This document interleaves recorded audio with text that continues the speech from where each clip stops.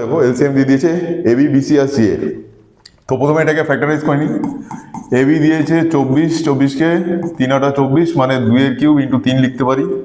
তারপর দিয়েছে আমাদের বিসি, বিসি কত দিয়েছে 36, 36কে লিখতে পারি কি 4 নং 36 মানে 2 স্কোয়ার ইন্টু 3 স্কোয়ার।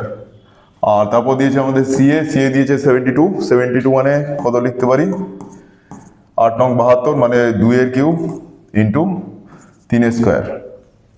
তো এখান থেকে আমরা এ আইডেন্টিফাই করতে পারি। দেখো এখানে এ আছে, এখানে এ আছে, দুটোতে 2 এর কিউব আছে, তাহলে এর ভ্যালু আমরা কি করতে পারি 2 এর কিউব বা এখানে 8।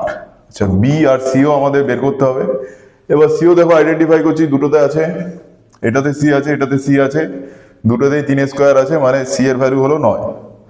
এবার বি কে এইভাবে আইডেন্টিফাই করা যাচ্ছে না, কিন্তু এই তিনটে নম্বরে যদি হাইয়েস্ট কমন ফ্যাক্টর বের করতে পারি সেটা হলো 12।